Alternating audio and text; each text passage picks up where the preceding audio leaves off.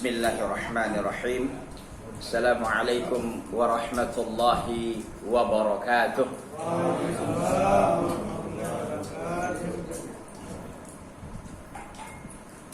Innal hamdalillah nahmaduhu wa nasta'inuhu wa nastaghfiruh wa na'udzu billahi min shururi anfusina wa min sayyiati a'malina. May yahdihillahu fala mudilla lahu wa man yudlil fala hadiya lahu. Asyhadu an la ilaha illallah wahdahu la syarika lahu wa asyhadu anna Muhammadan abduhu wa rasuluhu la nabiyya ba'dah. Ya ayyuhalladzina amanu ittaqullaha haqqa tuqatih wa la tamutunna illa wa antum muslimun.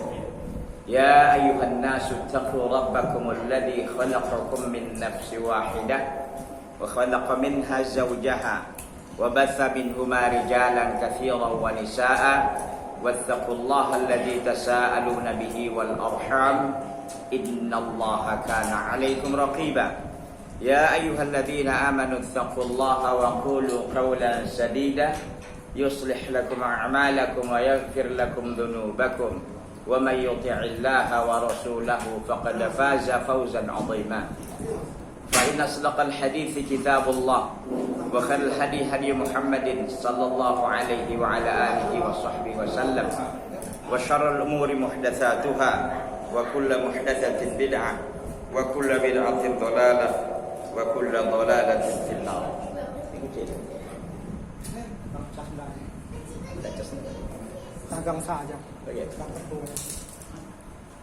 Alhamdulillah, pada malam hari yang berbahagia ini Allah Subhanahu wa taala pertemukan kita di salah satu rumah dari rumah-rumah Allah Subhanahu wa taala. Hari ini kita sudah berada di 18 Jumadal Ula 1442 Hijriah. Ya, berarti 18 Jumadal Ula itu sudah kita mendekati penghujung, ya, Jumadal Ula. Maka setelah Jumadal Ula itu adalah Jumadal Tsaniyah namanya.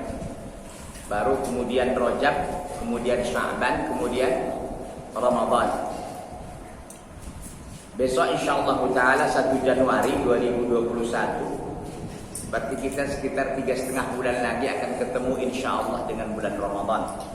Karena memang diperkirakan Ramadan akan jatuh tanggal 13 April ya 2021 insyaallah taala.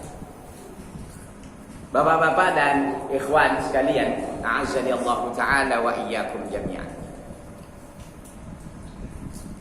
Semakin hari ya, semakin bertambah hari, semakin bertambah pekan, bulan, bahkan tahun, sesungguhnya usia kita ini berkurang. Mungkin angkanya ya, angkanya itu bertambah besar.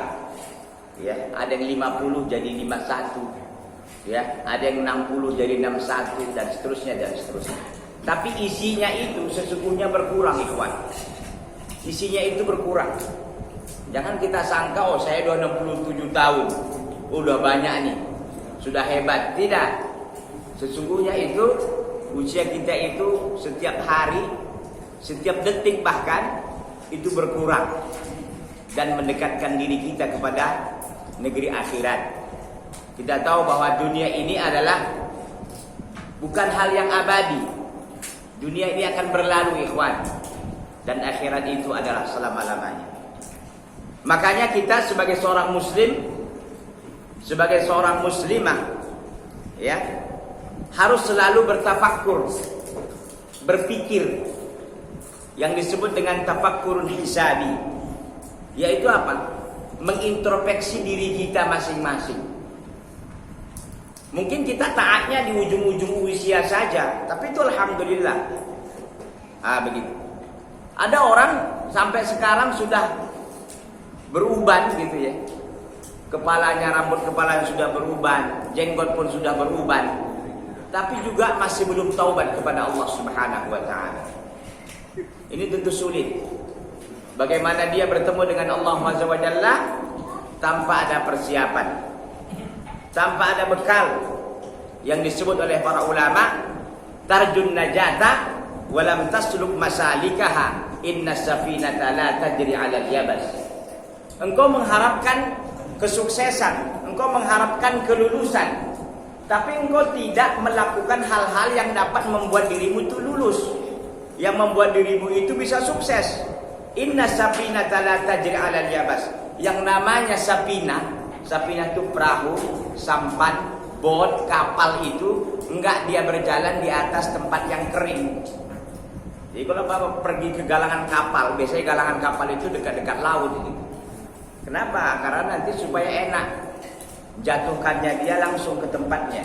Karena kapal itu nggak bisa dia berjalan di tempat yang kering. Artinya bahwa ketika kita telah sampai di usia senja, namun kita tak mempersiapkan diri, maka jangan harapkan kita bisa selamat di negeri akhirat. Dan kita tahu bahwa perjalanan menuju negeri akhirat itu bukan perjalanan yang mudah, perjalanan yang berat. Kita akan menghadap yang namanya sakaratul maut. Kesulitan-kesulitan yang sangat luar biasa ketika kita menghadapi sakaratul maut, dan bisa jadi iman itu lepas, ikhwan. Yang sangat berbahaya. Iman itu lepas gitu. Kita tidak lagi diabsen orang-orang beriman. Ya, tentu kita sebagai orang yang hidup ketika dia muslim, kita husnudzon saja bahwa dia meninggal di atas Islam. Tentu kita melaksanakan fardu kifayahnya. Boleh jadi di sisi Allah dia bukan lagi seorang Islam, seorang muslim. Na'udzubillahi min dzalik. Oleh karena itu ikhwati fillah azza Allah taala wa iyyakum jami'an, mari sama-sama kita tafakkurun hisabi namanya. Itu apa? Mengintrospeksi, kita mengevaluasi diri kita ini sejauh mana ketaatan kita kepada Allah Subhanahu wa taala. Dan ingat kata para ulama, kullu ni'matin la taziduka ta'atallahi azza wa jalla fahiya baliyatun. Setiap nikmat yang bertambah pada dirimu dan itu tidak menambah ketaatan kepada Allah, maka ketahui nikmat itu adalah bala. Sebelum punya becak, rajin dia ke masjid. Sudah punya becak, sibuk nyari penumpang, sehingga adzan maghrib pun dia udah nggak dengar. Beliau udah lama punya becak, ya kan? Kalau beliau udah lama punya becak. Ini sebagai contoh. Iya. Dulu belum punya bunga, sekarang banyak bunga. Ya. Karena banyak pembeli sekarang ini kan, pembeli masya Allah, sampai antri, sampai macet gitu. Sibuk melayani pembeli. Adzan sudah dikumandangkan di musola ini, masih sibuk tawar menawar. Intabihu ikhwan. Ya, intabihu ikhwan, hati-hati antum. Jangan sampai nikmat yang bertambah diberikan oleh Allah tidak kita ikuti. Tidak dia berbanding lurus dengan ketaatan kita kepada Allah Subhanahu wa taala. Mestinya dulu kita tak punya sepeda motor, sekarang punya. Semakin on time dia ke masjid, masya Allah. Sebelum waktu pun dia udah ke masjid. Ya, kemudian diberikan oleh Allah mobil, masya Allah. Ngajinya semakin rajin. Bisa setiap hari dia ngaji. Bukan hanya di sini saja, di mana ada taklim dia bisa pergi. Kenapa? Karena sudah punya mobil. Mungkin dulu dia pergi takut begal gitu kan, kalau pakai sepeda motor. Karena sekarang diberikan oleh Allah mobil, semakin banyak ngajinya dan jamaah pun dibawanya. Ayo ngaji, ayo gratis naik mobil ini. Subhanallah. Itu baru bukan bala itu. Berarti itu nikmat. Kenapa? Karena semakin menambah dia ketaatan kepada Allah. Tapi ketika bertambah nikmat kepada antum, justru nikmat itu menghalangi antum dari ketaatan kepada Allah, ketahui dah dengan keyakinan bahwa nikmat itu sesungguhnya bala dan musibah, ikhwan. Ikhwati billah azza Allah taala wa iyyakum jami'an. Kita harus melatih diri kita untuk senantiasa taat dan tunduk kepada Allah Subhanahu wa taala. Dan memang kita harus paksa, ikhwan. Enggak bisa kita nantilah nunggu-nunggu hidayah datang. Nantilah nunggu-nunggu hati dia terbuka. Kalau antum tidak memaksakan diri untuk mencari hidayah, jangan harap hidayah itu akan datang kepada antum, tidak. Makanya kata para ulama, al-husul 'alal hidayah sha'bah. Untuk mendapatkan petunjuk itu sulit. Tapi yang paling sulit lagi adalah mempertahankan hidayah itu. Kita sudah bisa nih sholat nih, alhamdulillah. Untuk mempertahankan kita istiqamah untuk melaksanakan ibadah sholat, salah satu contoh ibadah ini, itu berat, ikhwan. Kita mungkin sekali dua kali kita bisa rutin. bisa kita pergi untuk melaksanakan ibadah sholat. Tapi apakah sholat ini kan nggak berhenti, nggak ada liburnya dia. Setiap hari wajib sholat. Apalagi bagi laki-laki, mau sakit gigi, mau lagi sakit kayak Pak Haji lagi sakit kakinya, tetap wajib sholat. Mau pening, mau lagi operasi, dia lagi operasi Pak Ustaz. Kan ini lagi sakit, nggak ada. Ini kadang-kadang masyarakat kita ini, subhanallah, ya sakit sedikit aja udah jadikan hujah untuk sholat. Karena pada dasarnya memang nggak sholat. Tapi kalau orang yang sudah biasa sholat, sudah biasa ibadah, ikhwan, membiasakan dirinya untuk ibadah, sakit sedikit itu bukan halangan, bukan sebagai bukan sebagai hal yang memberatkan dirinya untuk tetap melakukan ketaatan demi ketaatan kepada Allah Subhanahu wa taala. Jadi yang pertama kita harus pahami, harus kita tafakkurun hisabi namanya. Apa tadi? Mengintrospeksi, mengevaluasi sejauh mana amalan dan ketaatan kita kepada Allah Subhanahu wa taala. Jangan sampai berbahayanya begini. Makin tambah usia, semakin dia menjadi. Istilah orang tua-tua keladi. Ya, semakin tua semakin menjadi yang nggak baik gitu. Kalau menjadi makin baik, alhamdulillah. Ya. Ini yang perlu kita untuk sama-sama perhatikan, ikhwatu billah azani Allah taala wa iyyakum jami'an. Masyaallah, ini nikmat Allah banyak kali malam hari ini, ikhwan. Ya, kita berdoa kepada Allah, mudah-mudahan antum yang memberikan infak dan sedekah berterima di sisi Allah Subhanahu wa taala. Amin ya rabbal alamin. Dan saya juga mengucapkan Allahumma at'im man at'amana wasqi man saqana. Ya Allah, beri makanlah kepada orang yang telah memberikan kami makan, dan beri minumlah kepada orang yang telah memberikan kami minum. Ikhwati billah azani Allah taala wa iyyakum jami'an. Jadi intinya, mari sama-sama kita mengintrospeksi diri, mengevaluasi diri, apakah selama ini ketaatan kita kepada Allah sudah bagus apa belum? Kalau belum, maka baguskan. Kalau sudah, pertahankan.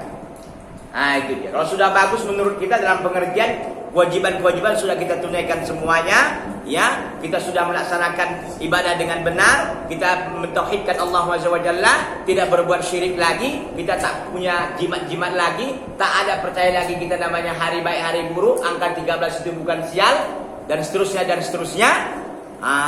Itu dia, sudah mantap, maka istiqomahlah kita di situ, ikhwan. Ikhwati billah azza Allah taala wa iyyakum jami'an.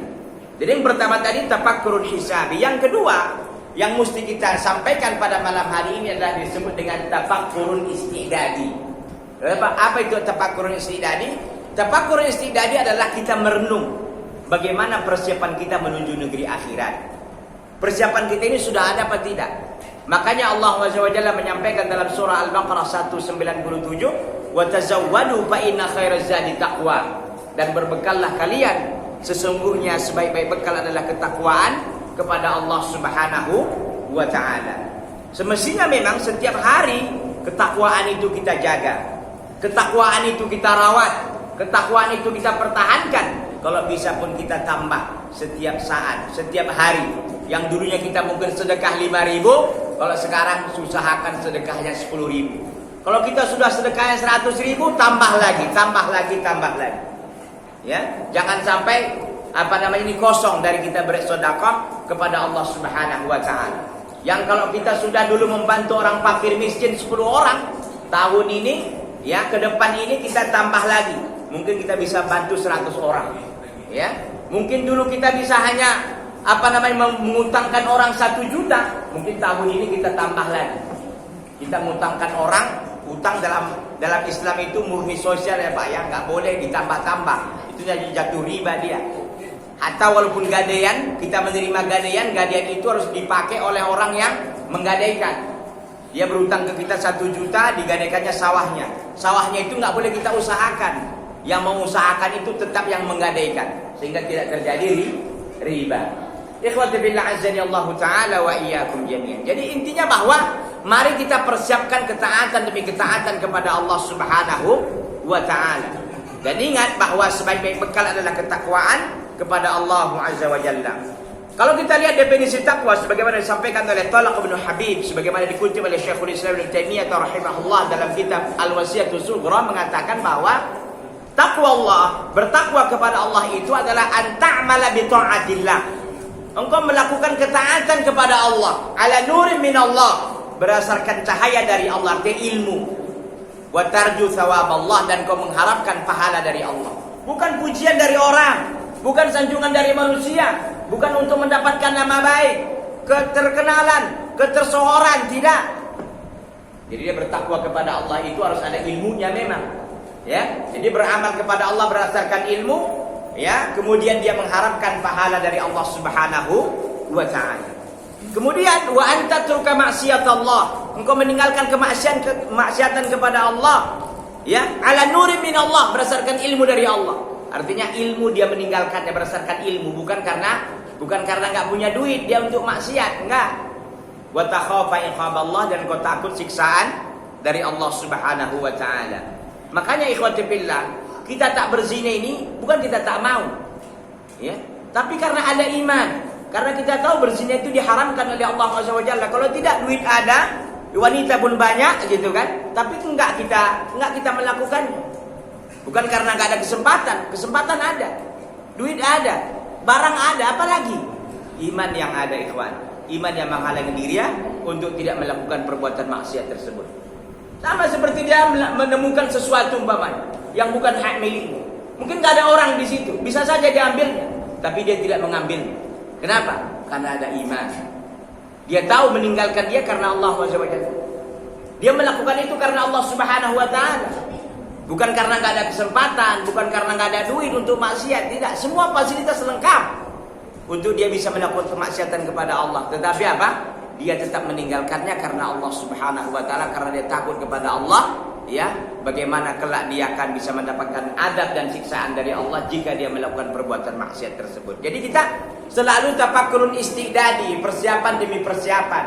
Ingat dan yakinlah kita, ini tahun 1442 atau 2000, masih tahun 2020. Saya tak tahu nih 2030 masih ada enggak ide yang kumpul-kumpul di masjid ini. Ya bisa jadi berkurang. Atau nggak usah jauh-jauh, Pak. Tahun 2021 ini, saya nggak tahu, bisa jadi ada yang lewat di antara kita. Ya siapa itu? Saya nggak tahu. Ya. Kalau antum duluan, saya belakangan, nggak ada masalah. Saya belakangan, antum duluan juga nggak masalah. Sama aja ya. Jadi intinya, Pak, mari sama-sama kita istiadat, persiapan gitu loh, Pak. Karena memang harta ini tak ada kita bawa. Fasilitas dunia ini tak ada yang kita bawa. Kama ulita satamut. Bagaimana engkau dilahirkan, begitu engkau akan mati. Kita dilahirkan bawa apa rupanya? Nggak ada yang melahirkan itu pakai baju. Kalau ada pakai baju udah viral di media sosial, itu jadi trending topik, Pak. Itu jadi berita besar itu kalau ada yang pakai baju dia melahir. Nggak ada. Sehelai benang pun tak ada kita bawa ketika kita lahir. Kemudian apa yang terjadi ketika kita meninggal? Nggak ada yang kita bawa kecuali hanya kain putih. Bukan nggak ada hartanya, lebih dari kain kapan pun bisa dibawa, tapi nggak bisa. Uang 1000 perak, Pak, itu pun nggak bisa dibawa. Pasti orang yang bilang, ada kok ada duit tuh, buang. Gitu, ambil. Subhanallah. Yang namanya cincin, yang namanya gelang akan dibuka semua oleh memandikan. Yang tinggal hanya kain putih, ikhwati fillah, yang akan kita bawa menuju akhirat. Apa yang tertinggal? Yang tertinggal kata Nabi sallallahu alaihi wasallam, salah satu tattabi'ul janazah, ada 3 yang mengikuti jenazah. Ahluhu wa maluhu amaluhu, hartanya, keluarganya dan amalnya. Fayarji'u isnani, pulang akan 2 yang akan pulang. Fayarji'u ahluhu wa maluhu, akan pulang keluarganya dan hartanya. Wa yabqa ma'ahu amaluhu, dan amalnya yang akan setia. Yang setia itu salat, yang setia itu zakat, yang setia itu puasa, yang setia itu haji, yang setia itu apa? Yaitu kita bertolabul ilmi seperti ini. Itu yang setia, Pak. Istri nggak ada setianya itu. Walaupun dibilangnya sehidup semati, enggak. Hanya sehidup semati, enggak. Ya, Bapak jangan termakan gombal dengan hal itu, Pak. Ya. Jadi nggak ada ceritanya orang ini masuk mati berdua. Nggak ada. Nggak mau dia mati ketika kita sudah mati. Dan orang pun nggak membolehkan kan. Saya mau menemani, pasti kata orang, ngapain? Gue gila ini. Ini kalau sudah mati maka kita kuburkan. Begitu. Jadi oleh karena itu, ikhwan, tafakkurun istidadi, mari sama-sama kita berpikir mengevaluasi persiapan kita ini sudah kuat apa tidak. Sama seperti antum mau berangkat safar, antum pasti tanya bekal kan. Apa ini persiapannya? Berapa duit yang harus dibutuhkan? Berapa pakaian yang harus dibawa? Berapa persiapan lain yang harus diisi? Mungkin kita bawa udah duit banyak, kita bawa mungkin 100 juta. Mungkin ATM lagi, entah apa nanti di jalan. Subhanallah. Ini persiapan. Pasti kita mempersiapkan hal itu. Kalau kita mau safar, ini safar dunia. Apalagi safar kita itu sangat jauh. Karena saking jauhnya nggak ada orang pulang dari safar menuju akhirat, Pak. Nggak ada tiba-tiba orang datang dari gang lokasi sana, datang mereka. Kami udah safar ke akhirat, tak ada. Karena jauhnya safar, kata para ulama, nggak ada yang balik lagi. Ikhwati billah azani Allah Ta'ala wa iyyakum jami'an. Itu yang kedua dari tafakkur istiqdadi. Yang ketiga ikhwan, yang harus kita pahami bahwa hadil haya hiya rihlah. Hakikat kehidupan ini adalah perjalanan.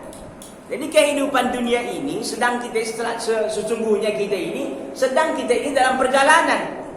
Di dalam riwayat dikatakan oleh Nabi SAW, seorang di dunia ini seperti taubahnya berteduh di pohon yang rindang. Jadi kalau kita kepanasan siang hari, ya kita berteduh di pohon yang rindang untuk sebentar kan. Jadi kalau antum lagi safar berhenti, mungkin kita menggunakan mobil lah. Kita mungkin berhenti di pom bensin, berhenti di rumah makan. Orang yang lagi safar apa berhentinya lama Pak? Enggak, paling 2 jam, itu lama kali dah. Setengah jam. Baru apa lagi dia? Lanjutkan safarnya. Sama Pak, dunia ini kita pun sedang bersafar. Kita ini dulu alam rahim sudah selesai. Ini alam dunia. Sebentar lagi alam barzakh, baru akhirat, imma ila surga wa imma ila nar. Jadi sesungguhnya hidup ini adalah rihlah, perjalanan. Maka dikatakan dalam hadis dari Imam Muslim rahimahullah, kullun nasi yaghdu. Setiap orang itu melakukan perjalanan. Taba'i'un nafsahu wa mu'tiquha aw mubiquha. Maka seseorang itu dia menghantarkan dirinya, bisa saja dia memerdekakannya atau dia pun mencelakakannya. Jadi kalau antum lagi perjalanan yang menuju satu tempat, itu antum harus hati-hati kan. Itulah namanya takwa, Pak. Jadi kalau Bapak hati-hati di jalan, mudah-mudahan selamat. Tapi kalau Bapak ugal-ugalan, cepat dia lewat. Itulah dia mubiquha, orang yang menghancurkan. Jadi diri kita ini ibaratnya dalam perjalanan kita harus hati-hati. Kalau tidak kita hati-hati bisa terjerumus pada dosa dan maksiat.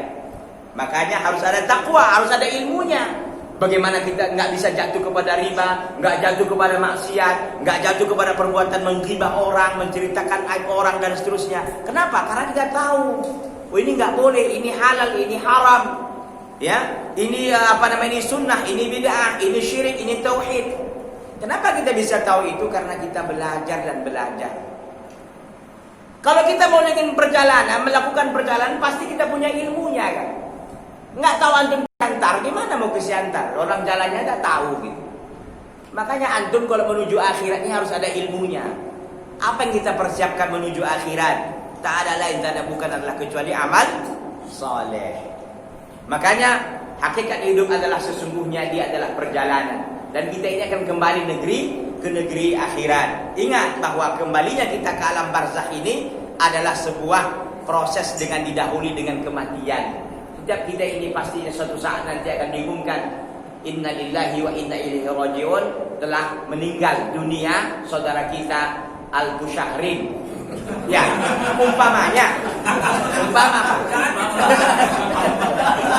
Ya itu ya nggak tahu. Ya, artinya kan biasanya kita dengar di masjid gitu kan, Pak. Itu nanti suatu saat nama kita akan disebut gitu. Mau nggak mau, siap nggak siap, nggak tahu kita kapan. Wallahu a'lam. Akan disebut. Makanya ketika itu sahabat-sahabat meninggal, Umar mengatakan, "Yauman minal ayyam sayaqulun nas mata Umar." Padahal dia masih hidup. Kata Umar, satu hari nanti manusia akan mengatakan mata Umar. Umar akan meninggal. Betul. Jadi jangan kita menyangka yang mengumumkan itu nggak meninggal. Suatu saat dia akan meninggal. Dia yang akan diumumkan. Ya. Yang tukang gali kuburan itu jangan Bapak nyangka dia nggak akan digalikan kuburan. Suatu saat nanti dia akan digalikan. Sekarang dia lagi menggali, tapi nanti dia akan digalikan. Kita yang memasukkan jenazah ke kuburan itu, suatu saat kita yang akan dimasukkan, siap-siap gantian. Makanya persiapan mati itu nggak perlu ditakutkan, karena pasti itu wajib kita mati. Tapi apa yang harus kita persiapkan? Amal soleh. Fasilitas dunia ini banyak, ikhwan. Rezeki Allah ini banyak. Makanya dikatakan oleh para ulama, rezeki Allah ini ada yang bergelantungan, ada yang bergelimpangan. Bergelimpangan. Antum kalau bangun tidur semua diaktifkan oleh Allah kan. Semuanya online, semuanya aktif. Nggak ada yang non aktif. Tangan bisa bergerak, mata bisa melihat, lisan bisa bicara, telinga bisa hidup, dan itu tiap hari. Tapi kita nggak sadari bahwa itu satu nikmat yang besar dari Allah Azza wa Jalla. Bayangkan kalau antum umpamanya udah bangun, gigi antum copot semua, kemana? Apa yang antum lakukan waktu itu? Apa yang antum akan rasakan? Heboh kan? Mata antum hilang satu, kemana gitu? Cari tempat tidur nggak ada, cari. Ya bisa jadi Pak. Makanya kita harus taat kepada Allah. Iya kan? Kaki antum hilang sebelah, kemana ini ya Allah ya Rabbi? Padahal dari malam masih ada. Subhanallah. Jadi nikmat Allah ini ikhwan banyak sekali. Sayangnya kita tidak menyadari itu nikmat besar. Nikmat Allah yang mudah-mudah ini, yang banyak dibutuhkan manusia ini, karena Allah itu sangat sayang kepada para hambanya, dimudahkan oleh Allah. Antum bisa lihat garam itu mudah, udara ini mudah. Kenapa? Karena itu fasilitas untuk ibadah kepada Allah Azza wa Jalla. Untuk dapatkan mobil itu payah, tapi kan nggak perlu pakai mobil kita ibadah. Tapi kalau nggak makan antum untuk ibadah berat kan? Berat. Tapi kalau antum nggak naik mobil untuk ibadah bisa nggak? Bisa kali pun.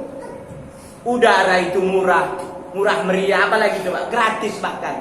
Garam itu mudah, air itu murah, masya Allah.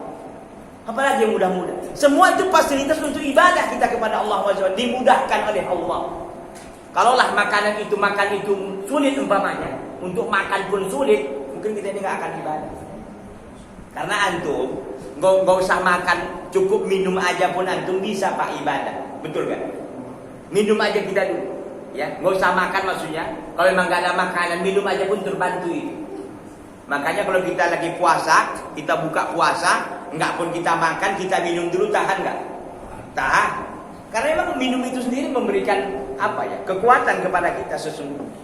Jadi oleh karena itu ikhwati billah azza ta'ala wa iyyakum jami'an, hidup itu adalah sesungguhnya perjalanan. Kita ini sedang di jalan, sedang kita safar menuju apa? Menuju akhirat. Satu saat nanti kita akan kembali kepada Allah Subhanahu wa ta'ala. Inna lillahi wa inna ilaihi raji'un. Kita ini berasal dari Allah dan akan kembali kepada Allah Subhanahu wa ta'ala.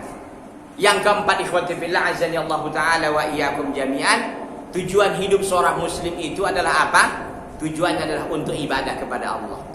Khuliqna min ajli ibadatillah azza wa jalla. Kita ini diciptakan oleh Allah untuk ibadah kepada Allah, bukan yang lain. Jadi tugas fungsi utama antum untuk ibadah. Manakala tugas dan fungsi utama itu tidak terlaksanakan dengan baik, evaluasi diri antum. Allah Azza wa Jalla mengatakan, "Wa ma khalaqtul jinna wal insa illa liya'budun." Aku tidak menciptakan jin dan manusia kecuali untuk beribadah kepada Aku. Yang Allah minta ibadah dari kita. Tentu ibadah ini butuh modal. Modalnya ilmu, modalnya makan, modalnya minum, betul. Jangan sampai gara-gara kita tersibukkan dengan itu semuanya lupa ibadah kepada Allah Subhanahu wa ta'ala. Yang kita sayangkan Pak, kita udah capek-capek berpeluh kita nyari dunia ini, ya. Kepala jadi kaki, kaki jadi kepala, ya. Istilahnya itu banting tulang peras keringat, yang orang lain yang menikmati. Rumah yang sudah kita bangun orang yang menikmati, suami istri kita lagi. Apa lagi coba? Harta dibagi-bagi mana? Aduh, kita waktu itu berpeluh. Mungkin makan enak pun kita nggak mau. Kenapa? Karena supaya banyak harta kita. Kita membela-bela jabatan ini yang sekarang. Tapi terakhir apa? Kelak dipertanggungjawabkan di hadapan Allah Subhanahu wa ta'ala. Gara-gara jabatan itu kita terhalangi dari ibadah kepada Allah. Gara-gara usaha itu kita terhalangi kepada Allah Azza wa Jalla. Ingat tujuan kita.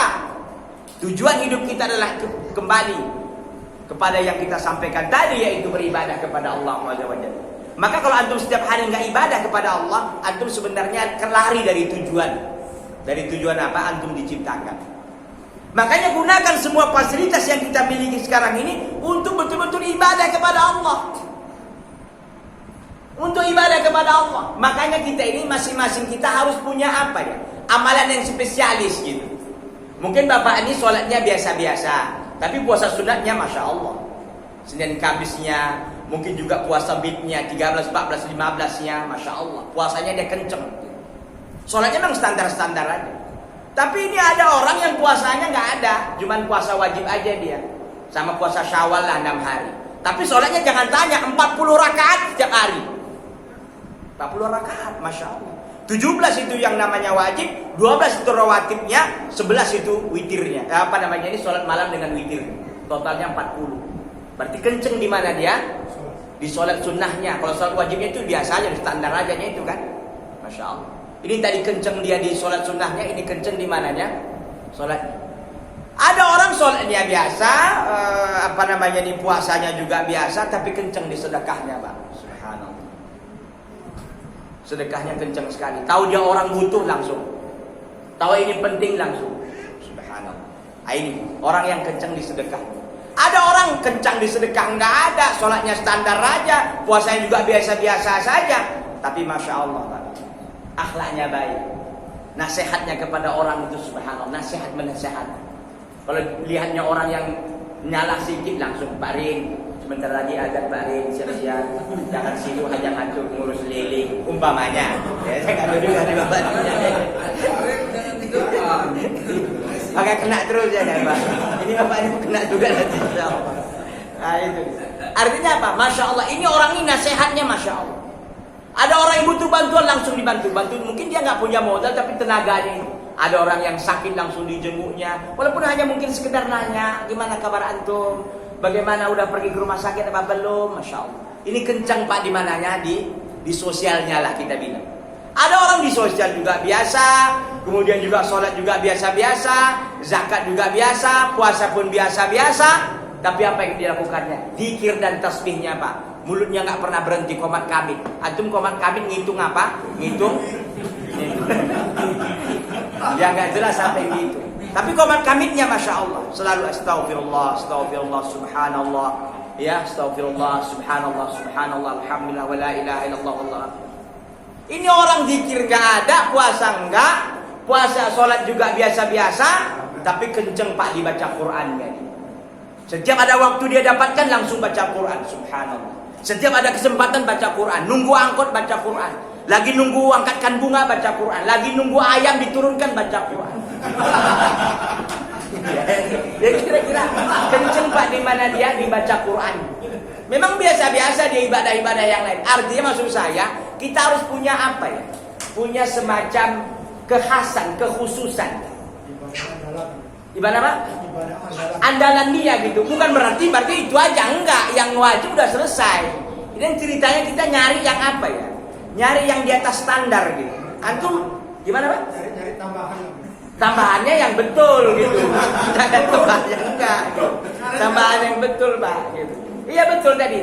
Sholat malamnya mungkin kencang. Adakah orang yang kencang semua? Ada. Siapa lagi kalau bukan para sahabat radhiyallahu taala anhum warḍahum jami'an. Mereka kencang Pak, sedekahnya kencang, sholat malamnya kencang, baca Qur'annya kencang, semua kencang. Kita nggak ada yang bisa kita geber. Apa yang bisa kita geber coba? Gas kereta lah. Itu aja yang bisa digeber.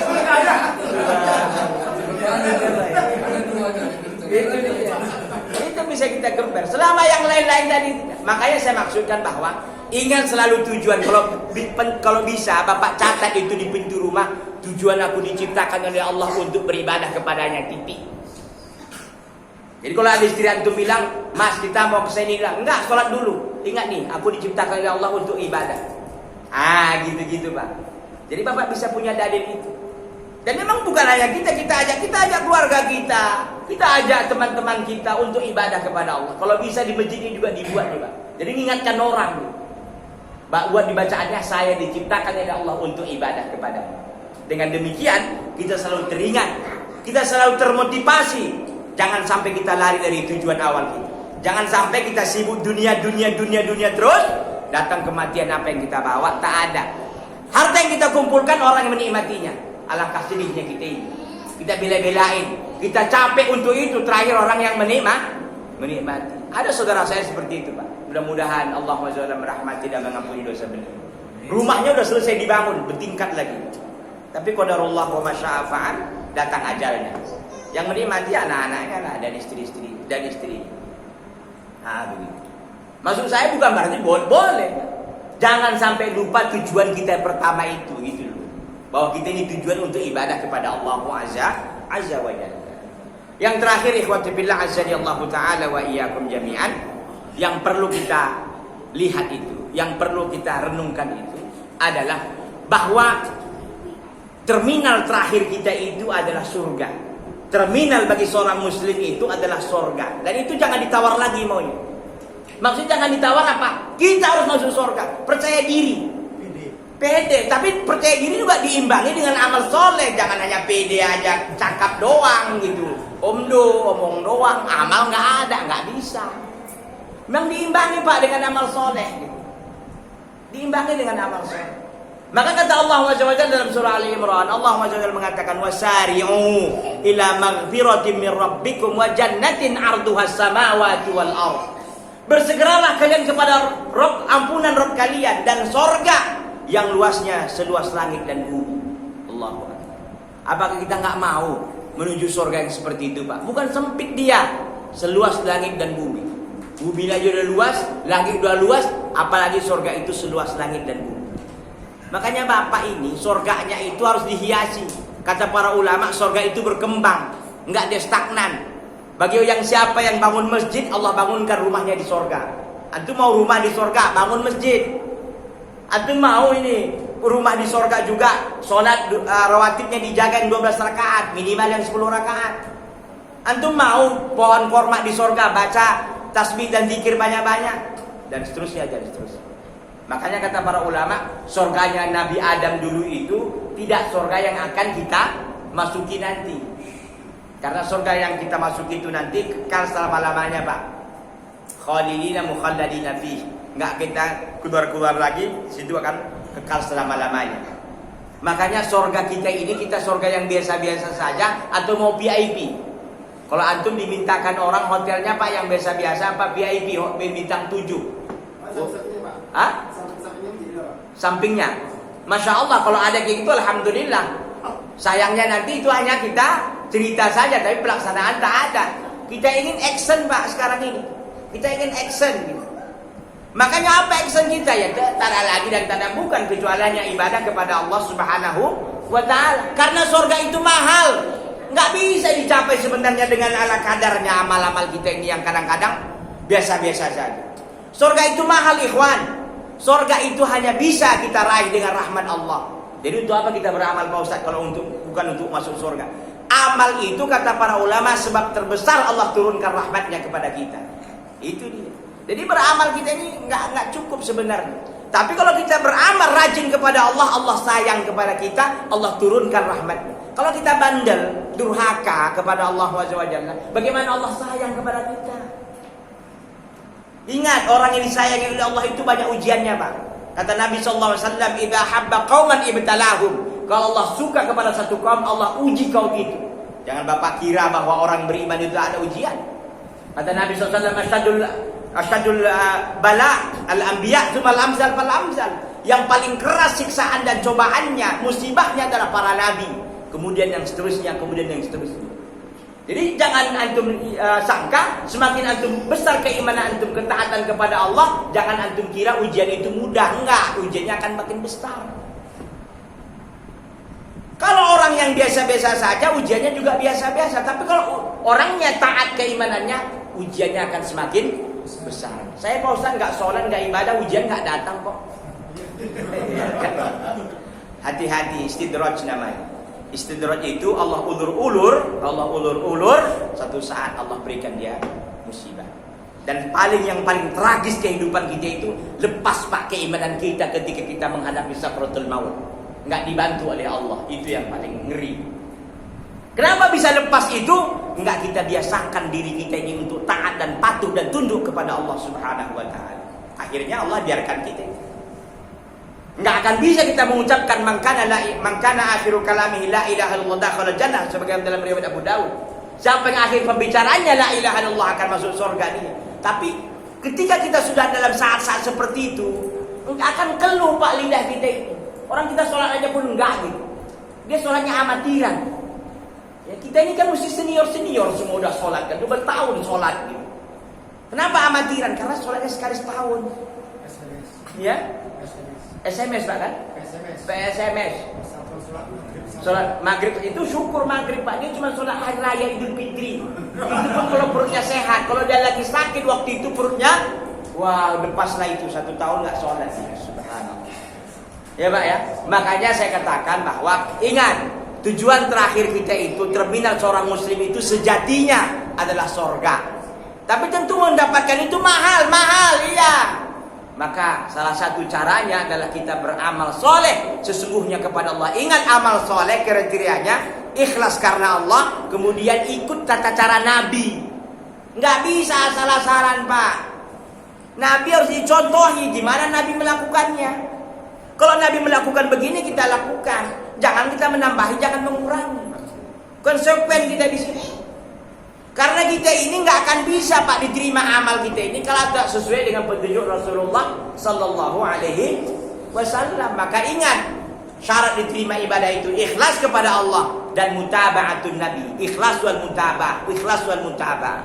Itu namanya syarat diterima ibadah. Dan ingat, rukun ibadah itu 3 kata para ulama. Pertama al-hub, rasa cinta yang dalam kepada Allah. Yang kedua ada roja, ada khauf. Ada roja yaitu pengharapan kepada Allah, tapi ada khauf, khawatir jangan-jangan amal kita ini ditolak oleh Allah, jangan-jangan amal kita ini tidak diterima di sisi Allah Subhanahu wa taala. Roja itu Pak, itu menimbulkan optimisme, husnudzon kepada Allah. Selalu kita husnudzon, tapi dengan ada kita khauf, kita tidak takabur. Ada orang kadang-kadang karena sudah merasa diri amalnya udah banyak, dia takabur kepada Allah, udah pasti di surga. Jangan. Kita tak tahu ikhwati fillah Allah taala wa iyyakum jami'an bagaimana akhir kehidupan kita. Kita selalu berdoa kepada Allah, mudah-mudahan kita diwafatkan dalam keadaan husnul khatimah. Amin ya rabbal alamin. Saya kira itu Pak. Karena Bang Irfan sudah datang, saya kira waktunya sudah cukup ya. Sudah setengah jam saya kira. Enggak, memang tadi di kode memang sudah. Baik, jazakumullah khairan. Kalau memang ada Pak hal yang bisa kita diskusikan, ada yang dipertanyakan, fal tafadhol, silakan.